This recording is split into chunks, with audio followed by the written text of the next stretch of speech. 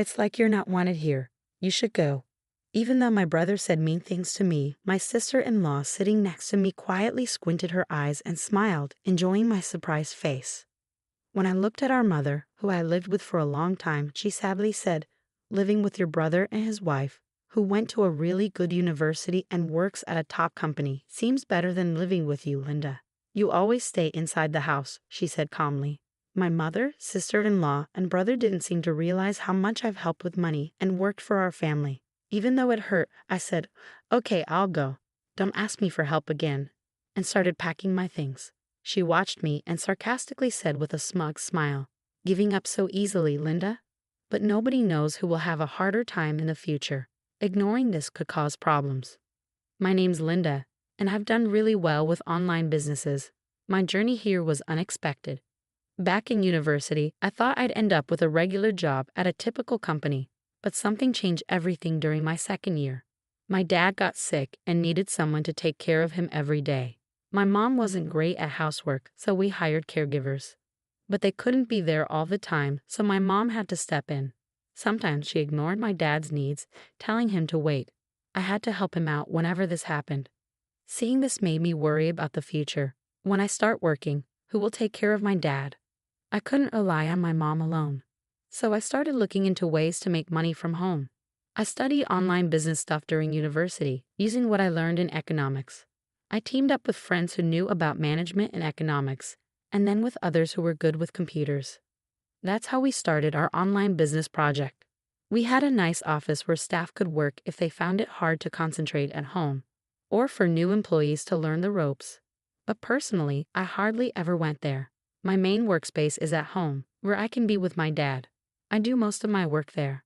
One day, my dad asked me if I gave up on a full-time job for him, or if it was hard to find one after graduating. It made me emotional, but I explained how I've been running my online business since college. It's doing well, and I can work from home without any problems. My dad was proud of me and grateful for what I do. He said I've become a responsible adult, which meant a lot to me. I'm actually not the only child responsible for taking care of my father. I have an older brother named Tom, who's 2 years older than me. Tom tends to be selfish and doesn't often think about others. He's always been really smart and did great in school. After he graduated from a top university, he easily got a job at a really good company. When we found out about his job, we were surprised but happy for him. We all tried to reach out to congratulate him, but his response wasn't what we expected. He said he was starting a new life in the city and didn't plan to come back home. He wanted us to believe he was doing well on his own. Then he hung up the phone abruptly. Since that day, we couldn't get in touch with Tom at all. He cut off all communication with us, ignoring our calls and messages. Even though our dad had supported him financially through college and living on his own, Tom never seemed grateful and distanced himself from us. Both my dad and I felt shocked and disappointed by his behavior. We started to wonder if our mom was secretly talking to Tom. But even with Dad's health getting worse and needing care every day, Tom's complete silence showed he didn't care about his responsibilities as part of the family. Then one day we got some unexpected news from Mom. Tom called me out of the blue. He said he's thinking of marrying someone and asked if we could give them a wedding gift. He wants $99,000. Mom told Dad and me about this, looking a bit worried because of our finances. Mom mostly stays home except for her part-time job 3 days a week. She usually spends her salary on lunch and shopping with friends, so she doesn't save much. I was surprised that Mom wanted to give Tom so much money, especially since we hadn't heard from him in a long time. Dad was first calm but then got really mad. Why should we give him all that money when he hasn't even talked to us since he left home? He was upset with Mom, who looked unhappy and glanced at me for support. Mom tried to explain, but think about it, Tom's getting married. I want him to have a good life and maybe even give us grandchildren. It's what parents want. Please understand, she said calmly. The main reason I didn't go for a regular job was because of Mom, so it hurt to hear her say those things. Dad was also upset with Mom. Linda stays home to take care of me because you didn't help enough. I've supported Tom a lot, but he's never thanked me. How can you ask for such a big gift for him? That day, there were loud arguments between Mom and Dad. I listened from the next room, worried about Dad's health. Mom always favored my brother and praised him. but she didn't understand why I stayed home to care for Dad. It made me really sad. After Mom left to go out for dinner, Dad said to me, "Linda, thank you for always being here for me." "It's okay, Dad. I've known for a long time that Mom favors Tom. I'm used to it. I know I've asked a lot of you. I wish I could do more to help you. Dad, you've done so much for me. You've supported my education and always encouraged me. If it wasn't for you, I might not have started my online business." My father's smile brought me some comfort, but I couldn't understand why Mom, who had such a caring father, acted so selfishly. And my brother, who hadn't talked to us for years, suddenly asking for a big wedding gift was hard to swallow. But the most shocking thing happened shortly after. One morning, I found my father wasn't moving. I called an ambulance, but it was too late. He had passed away. Many people came to his funeral to pay their respects, showing how loved he was. Normally, the wife would arrange the funeral, but Mom says she was too busy and left it all to me. She was always on her phone, seeming more concerned about that than about Dad's passing. I felt angry and unsupported. I focused on arranging the funeral to give Dad a proper send-off. Then something surprising happened. My brother showed up at the funeral with a woman in a flashy dress. He was dressed casually, which wasn't right for the occasion. Everyone was shocked, but Mom greeted him with a smile. "I'm glad you're here, Tom. Now your father's inheritance will be ours," Mom boldly stated. The atmosphere in the hall changed completely after Mom's sudden statement. Everyone was shocked and confused. "Honestly, I don't think Linda should expect any inheritance. She's been at home taking care of Dad," Tom said loudly, with a hint of sarcasm. I was surprised and sighed deeply. He must have known about our family situation and Dad's health from Mom. But Mom seemed to ignore the fact that I contributed a lot to our family's finances and whether there was actually any inheritance from Dad, who needed care. Dad used to have a good job, but making such comments at a funeral was disrespectful. The funeral felt gloomy and tense. "Should we leave now, Tom? We'll get the inheritance anyway," Mom said, pulling on his arm. As soon as I saw the woman with my brother, I knew she was his wife.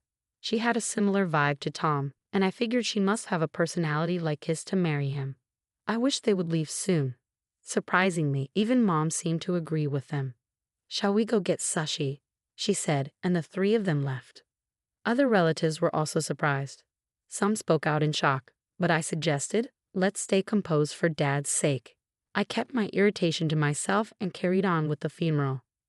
Returning home, I found a messy dining table with 3 boxes of sushi, likely ordered for delivery. From the living room came the sound of voices and laughter. Mom, Tom, and his wife Jessica were having a good time, drinking. "Hey, you're late, Linda. Can you make some snacks and grab more alcohol?" my brother asked. I was shocked by their insensitivity, especially during Dad's funeral. It seemed they didn't realize their behavior was wrong, even with the shocked looks from other relatives.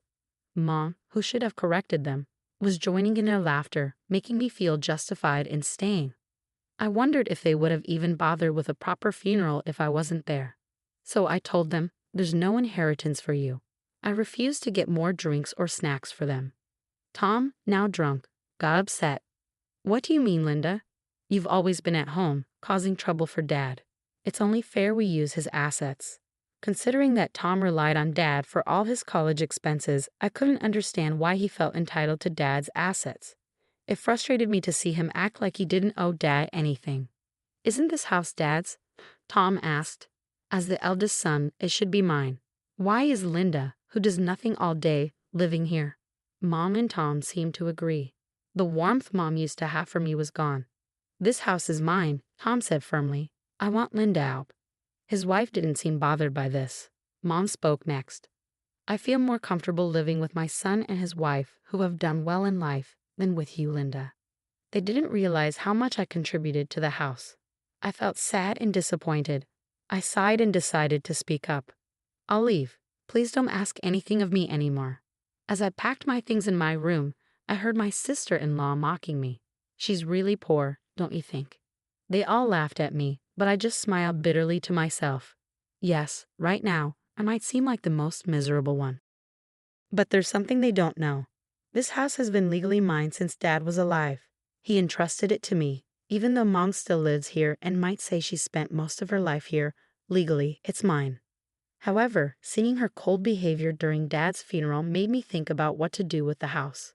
I felt tired of our relationship and saw her presence as a burden. Living alone in this big house would be lonely, and maintaining it would be hard, so I decided to sell it. Seeing Mom and my brother's family enjoying my situation without knowing my decision made me feel pity for them. Expecting inheritance from Dad seems ridiculous to me. Before my mom got sick, she had a stable income. But when her health declined, she couldn't work anymore. So she used her savings to hire someone to help her every day. She spent her savings on daily expenses, and even when Dad got sick and needed more care, Mom kept spending like usual, so her savings dwindled. When I realized Dad's savings were gone, I started giving $3,000 each month to help with household expenses. Mom did the housework but wasn't good at managing money. When Mom went shopping, she often bought expensive things impulsively, even if we didn't need them. She didn't pay attention to sales or budgeting. She used the money she earned from her part-time job for her hobbies and fun stuff. She also took more money than needed for daily expenses to enjoy herself. Dad felt bad about it. In the end, the money he saved was spent by Mom. As I prepared to leave the house, I withdrew all the money I had been giving for household expenses. I couldn't bear to let my mom keep using it. The next day, something unexpected happened. "Did you take the household money, Linda?" Mom's voice came through the phone one quiet morning. She sounded surprised and a bit upset. "Mom, what household money?" "Dad's savings. Those were all gone when I checked. Did you forget that you used them up?" I left the ledger on the table. "It shows how you kept taking money from Dad's savings. Dad knew about it too. After his savings ran out, I was the one giving $3,000 every month to support the house." I heard Mom rushing around, probably looking for the ledger I mentioned. Then I heard the living room door open. "Mom, what's going on? Wasn't there supposed to be inheritance after Dad passed? Did you use it all?" My brother sounded angry and disappointed. His wife's voice echoed in the background. "I can't believe this, Mom. Did you really call us back home expecting us to support you financially? That's really harsh." "No, that's not what I meant." It was clear Mom had called them back because of the inheritance. Hearing this, I knew they wouldn't trust her anymore. "We left our stable jobs to come here, expecting to get Dad's inheritance. How are we supposed to live now?" "What, Tom? I didn't know you made such a big decision." This was all news to me too. My brother used to have a good job, but I wasn't really bothered by their decision because it didn't affect me directly. "And what about the $2,700 you've been getting every month?" my brother asked. "Mom, you kept saying Linda wasn't working, right?" Mom suddenly looked at me with shock and guilt. "What? Linda? What's going on?" she asked.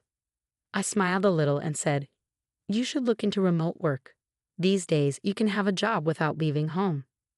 I never told them about my successful online business. I knew if they knew, they'd start relying on me. Worse, they might interfere with my business. "Please come back. Let's be a family again." Mom's voice was small, as if she hadn't blamed me at all. But I had no intention of going back. "Mom, you just want to rely on my money, right? And about the house. While Dad was alive, I took over ownership because of the property taxes. It's mine now.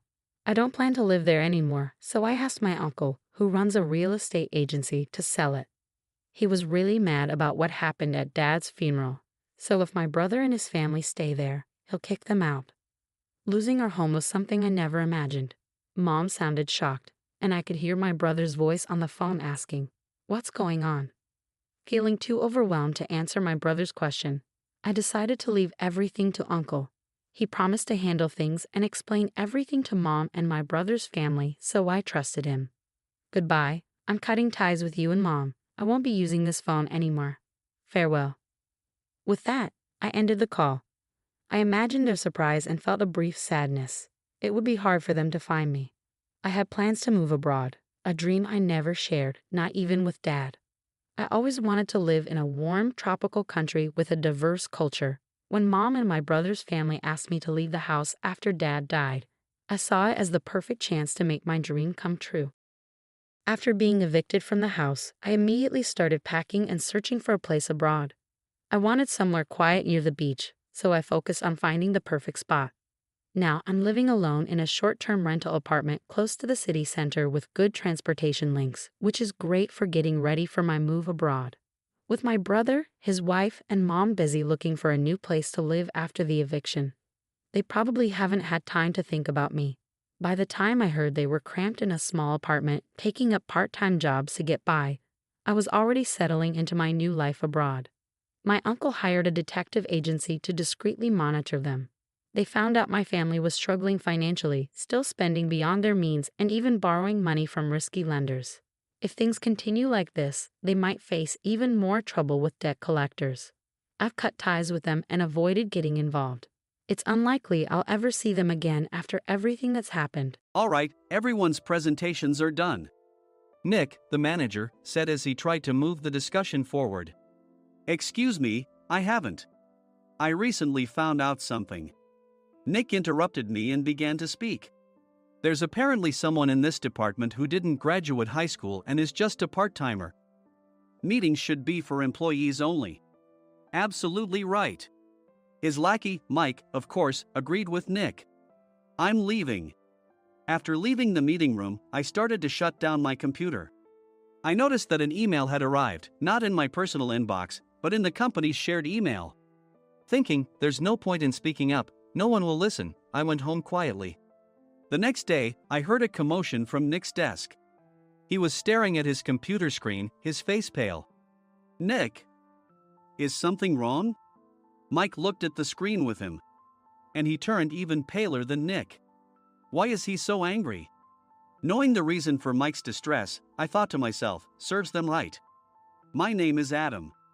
My mother passed away when I was in the 9th grade, and I was raised by my father. Well, you could hardly call it being raised. After my mother passed, my father changed. He drowned his sorrows in alcohol, and though he still went to work, he squandered our living expenses on horse racing. Because of that, I had to start working part-time as soon as I entered high school. Every month, I went to the convenience store with bills in hand that couldn't be auto-deducted from my father's account. Even though I endured it because I didn't want to be alone, I reached my limit in my second year of high school and dropped out. I found a live-in job at a distant inn. Thank you for everything. The day I left home, my father, still staring at the TV, spoke. Take care.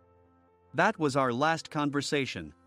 Back then, 18 wasn't the age of majority, so I needed my father's permission to work, and I couldn't hide my place of employment. Yet, my father never visited me even once. I kept working just to survive, and before I knew it, I was 42. Years of hard work paid off, and I was transferred to the headquarters. I was thrilled to be recognized by the company, as I thought I'd be working in the field until retirement due to my lack of formal education. Listen up. Our work can change the future of our employees. Don't drag us down. On my first day after the transfer, Nick, dressed in an expensive suit, spoke sternly. There was a reason for this. Our inn was located in a prominent tourist destination, known so well that everyone in the state could sing its commercial jingle. At its peak, we had 5 locations within the state. But that was long ago. Due to financial difficulties and aging facilities, only the place where I had worked for many years and the original establishment remained. I was prepared to lose my job anytime, but now there was a glimmer of hope. With the rise of social media, the tourist area where the inn was located started gaining attention again. Depending on how hard the sales department, where I was transferred, worked, we could either thrive or be forced to give up this prime location to the new hotel chains continuously popping up. For Nick, who had switched careers from another industry to strengthen our sales, this was a battle he couldn't afford to lose. I understood why he had to be strict. I will do my best. Nick sneered at my enthusiastic declaration. Did you not hear what I said? I'm sorry. I thought I was listening carefully. Out of habit from years of customer service, I apologized reflexively, though I had no idea what had offended him. Someone was watching me with a smirk. In this department, there are those who are expected to excel and those who have been shoved here because they have nowhere else to go. You are the latter. It was Mike, the section chief. He's 7 years younger, at 35.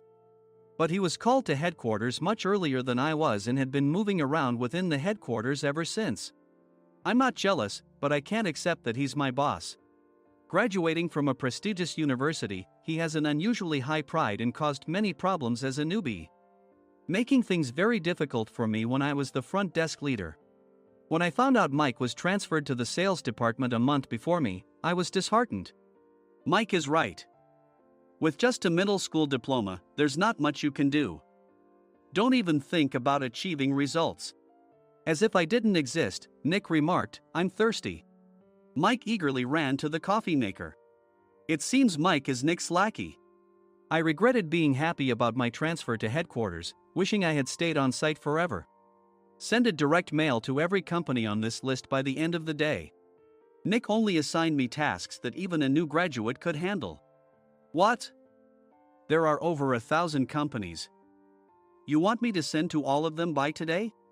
Yes, if you and your fellow misfits split the work, even those with nowhere else to go should finish by today. I glanced at the employees typing away expressionlessly.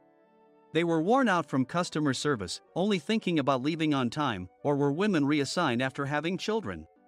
With zero motivation for work. Even Sam, a new graduate from the same university as Mike, who was supposed to be among the expected achievers, had no enthusiasm for the job. Having joined the company wanting to do customer service. I don't care what they say, I plan to quit anytime, he said. Only Nick and Mike were highly motivated, making all the decisions between the two of them. I originally only wanted to work at the inn to survive and had no particular attachment to this job. I swallowed my words, thinking I had no right to reprimand them. About a month after the transfer, Nick told us with a frustrated look. To commemorate the 50th anniversary, we've decided to create a plan exclusive for one group per day. Originally, Mike and I were supposed to come up with it, but our president, Mr. Thompson, insists on hearing everyone's opinions. So, you all get a chance. As Nick explained, Mike began handing out prints. Make sure not to embarrass Nick. If your ideas are half-baked, you'll have to redo them. It seemed that they had printed his handwritten notes by Mr. Thompson, which included several questions and a section for free responses. It made sense why Nick had to seek our input, given that all responses had to be submitted to Mr. Thompson. We were given a week to think about it, and a meeting was scheduled to compile our ideas. My plan is to let guests enjoy both the old and modern America. Nick began the presentations. Guests would watch a master confectioner at a nearby traditional sweet shop make sweets in front of them. The welcome drink would be premium tea in a bottle. Nick's plan was certainly attractive. After his presentation, Nick called on us to present in the order we were seated. Just as I stood up for my turn. All right, everyone's presentations are done. Excuse me, I haven't. I recently found out something. Nick interrupted me. There's someone in this department who didn't graduate high school and is just a part-timer. He was likely talking about me. I joined the company as a part-timer and was made a full-time employee when I turned 20. That was 20 years ago, so Nick and Mike probably had no chance to know until recently. Meetings should be for employees only. Absolutely right. After that, Nick kept creating opportunities to solicit everyone's opinions, purposefully excluding me from speaking. The meeting unexpectedly heated up and went past the scheduled end time. A few people asked to leave, and the discussion continued with the remaining few. Still here? Normally, you'd leave in that situation. Though I had no attachment to the job initially, hearing kind words from customers made me want to make them happier. For someone like me, with nowhere to go, the inn was my home and customer service was my life. I felt pathetic about my current self. I'm leaving. I left the conference room and started shutting down my computer. I noticed an email had arrived, not in my personal inbox, but in the company's shared email. Thinking no one would listen to what I had to say anyway, I quietly went home. The next day, while preparing the DM as instructed, I heard a commotion from Nick's desk. In his haste to stand up, he hit his knee on the desk. He stared at his computer screen, his face pale. Nick! What's wrong? Mike, thinking he should be the first to rush over, approached Nick while still wearing his coat. He peered at the screen with Nick. And he turned even paler than Nick. Why is he so angry? Who is responsible for this company? Nick, more irritated than ever, asked, and Mike answered without checking. Probably Sam. Sam wasn't there because he was attending a morning training session for new hires. Nick gave up on getting angry and returned his gaze to the screen. They were looking at an email that arrived right after the end of the working day yesterday. Apparently, no one, including me, had checked it before leaving. The email was from a large company that used us for their annual employee trips. The president and executives of that company also frequently used our services personally.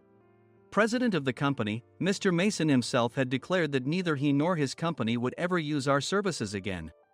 Well, some companies cancel their employee trips or stop using our services due to financial struggles. Let's just move on. Mike kept wiping the sweat from his forehead with a handkerchief. Knowing why Mike was so agitated, I quietly watched their interaction. Do you know how much revenue we get from that company? We can find other guests to fill the rooms, but we'll lose the banquet costs, gift shop revenue, rental car fees, and more. Moreover, the gifts were supposed to be prepared by the traditional confectionery shop involved in Nick's proposed plan. If it's known that we incurred such a huge loss at this critical time, Nick's position in the company would be jeopardized. Nick took a deep breath, seemingly trying to calm himself. All right, Mike. Go to New York right now and apologize to Mr. Mason. What? You're coming with me, right? I have urgent work to do. I trust you, which is why I'm entrusting this to you. Please. Mike, believing Nick's sincerity, agreed with a determined look on his face, saying, yes. That's Nick for you. Even if Mike went to apologize, Nick would shift all the blame onto him if the client didn't change their mind. Well, it was Mike's fault to begin with, so it served him right. About 3 hours later, Sam answered a call from somewhere and repeatedly apologized, saying, I'm very sorry. Everyone watched to see what was happening. After ending the call, he informed Nick with a weary tone. When Mike arrived at the client's company, he only made things worse, further infuriating Mr. Mason. He was demanding, get his boss here immediately.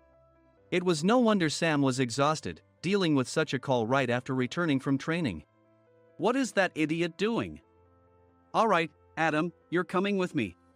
If sacrificing Mike didn't work, then I must be next. Normally, I'd want to refuse at all costs, but I saw an opportunity in this situation. If I can be of assistance, I'd be happy to join you. I immediately followed Nick, and we flew to New York. When we introduced ourselves at the reception, it became clear how serious the situation was, as the receptionist personally escorted us to the president's office.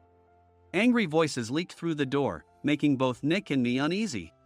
Excuse me. I'm Nick, the supervisor. I understand my subordinate has caused you trouble, and I deeply apologize. Nick, with his experience in the corporate world, knew enough to offer an apology before excuses. However, his customer service skills left much to be desired. I sighed as I saw Mike trembling like a small dog in the corner of the room. What kind of training are you giving your subordinates? Mr. Mason glared at Nick with a red face. The intensity of his gaze made even Nick take a step back. Regrettably, I joined this company only 2 years ago and was unaware of Mike's issues. I should have identified his shortcomings sooner. Indeed. I should have realized sooner. No sensible person would come to apologize and then give a lengthy presentation on the drawbacks of not using their in. Nick froze, his mouth slightly open. Suspecting the worst, I picked up the documents that had fallen to the floor. It seemed Mike hastily prepared these documents on the plane, listing the disadvantages. Disadvantage 1: if you change the venue for the company trip, employees might suspect it's for cost-cutting reasons, leading to a negative impression. Reading it aloud half-jokingly, Nick snatched the papers from my hand and checked the contents with a furious expression. Among the stack of documents was a receipt from a nearby convenience store's copy machine. I felt a pang of dread, hoping he hadn't shown the receipt as well. What do you think he said when I asked what kind of nerve he had to do this? I'm very sorry. Faced with the dire situation, Nick must have thought there was nothing left to do but apologize. In a voice smaller than I'd ever heard from him, he uttered words of apology. He said, I'm a Harvard graduate. I don't believe I said anything wrong. Mike! What have you done? Forgetting his plan to pin the blame on Mike, Nick yelled loudly, even in front of Mr. Mason. I didn't do anything wrong. You're still saying that? Look at him. Mike pointed at me with a shaking hand. I was assigned to headquarters in my 20s and now I'm a section chief. This guy only made it to headquarters at 42. Everything I've done proves I was right. So why are we losing the contract? Having said his piece, Mike collapsed to the floor. Of course. You were sent there because you had nowhere else to go. Mike never expected to hear such words from someone he looked down upon. He lunged at me, and Nick hurriedly stepped in to stop him. Mr. Thompson told me Mike is a quick thinker, and to take good care of him.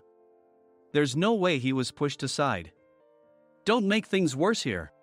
He didn't say quick thinker, he said only quick-witted, didn't he? I don't remember that part. I recalled the many troubles Mike caused when he was a newbie. When Mike was on the front line, his pride was so high that he never apologized to customers. Customer service, especially in our job, doesn't work alone. It brings both good and bad situations. If the front staff or housekeepers made mistakes, or the cleaning company didn't properly clean a room, one had to apologize to the customers regardless of personal fault. Mike, in such situations, would never apologize, insisting he wasn't at fault. This often angered customers, and as the front desk leader, I frequently had to apologize on his behalf. He caused complaints and disrupted operations, which is why he was quickly moved to headquarters. In departments where he didn't interact directly with customers, his quick thinking was beneficial and things went well. But it seemed his flaws were starting to show. Corporate reservations are supposed to be entered into the system by the sales representative. But a quick check yesterday revealed that more than 10 items were missing from the client's reservation. The handover document clearly stated what needed to be prepared. Why didn't you enter it into the system? Why do we have to give them special treatment? Filling rooms near the banquet hall, setting up all the food in advance. Specifying the brand of wine, they're too demanding. No wonder he always angered customers, I thought, feeling a headache coming on. Grouping them in rooms near the banquet hall is for our benefit too. It makes it easier for the staff to set up beds and serve breakfast since everyone's schedule is synchronized. As for the other requests, Mr. Mason suggested them to lighten our load. I didn't know that. Nick finally seemed to realize that Mike was the one who had angered the client. What did you say to them? I just told them we wouldn't give them special treatment anymore. We shouldn't waste effort on things that don't bring in money. I was utterly exasperated at his lack of understanding of customer service. Of course, we shouldn't comply with unreasonable demands. But carrying over successful practices from past stays makes customers feel remembered and enhances their experience. Good memories encourage repeat visits. That's part of our job. I looked down at Mike, who was sitting on the floor. In our job, nothing is a waste. Mr. Thompson likely moved you to the sales department, hoping you'd finally understand this. How do you think he feels now that you failed to meet his expectations? Mike, tears in his eyes, fled the president's office. I was amazed he still hadn't apologized. You have it tough, Adam. It's okay, we're all employees of the same company. I deeply apologize for this disrespectful incident. Especially after all the care you've shown us. If it weren't for you, Adam, I really would have stopped staying here. When I heard you were moving to the sales department, I was willing to reconsider if you handled it. Seeing us talk so amicably, Nick's face contorted. Do you two know each other? Adam's service is excellent. I always requested him specifically. Normally, we don't accept specific staff requests, but we made an exception for Mr. Mason, adjusting my shifts accordingly. He had personally stayed at our hotel just before my transfer, and during casual conversation, I mentioned, I'm moving to the sales department soon. If I hadn't told him then, things could have been much worse. Please continue to take care of us. I look forward to it. On the return flight, Nick awkwardly offered me a can of beer. It's still working hours. Of course, I had no intention of forgiving him for a single beer. Nick might try to pin everything on Mike and avoid any consequences. While pondering this, a startling fact came to light. Nick, the tea bottles for the plan have arrived. I handed Nick a bottle labeled with our inn's name. They look good. What are you talking about? These are plastic bottles. I had assumed we would use the trendy, high-end bottling tea. But what arrived were ordinary plastic bottles of tea with customized labels. The only unique aspect was the label, which had the inn's name, making it look customized. Upon further investigation, I discovered that a substantial amount of money was set to be paid to the tea company. It was priced like bottling tea. Does this plastic bottle really cost $100 each? The tea inside is specially blended for us. The extra cost is for that. Wouldn't it be better to use another tea company? Or is there a specific reason we must use this one? As Nick continued to make excuses, I showed him a printed email. I informed the tea company's president, Mr. Mitchell, that we discovered irregular payments and he confessed. He said you two were high school classmates and planned to split the extra money. That idiot. Why did he confess? That's not important. You should worry about yourself, this could turn into a police matter. Opening the bottle cap, I suggested. How about calming down with this tea? It supposedly has a relaxing effect. Nick drank the tea frantically. In the following days, decisions were made about their fates. Mike was reassigned to the General Affairs Department, with no chance of transfer or promotion, as per Mr. Thompson's orders. As for Nick, since the payment to the tea company hadn't yet been made, he narrowly avoided legal trouble. Instead, he was encouraged to leave the company, and to avoid further complications, Nick submitted his resignation. Rumor has it that connections between HR departments have made it difficult for him to find new employment. Even though it was good to have those two gone, something unexpected happened in the sales department. Everyone became motivated and united in refining the 50th anniversary plan. In the end, my plan was adopted.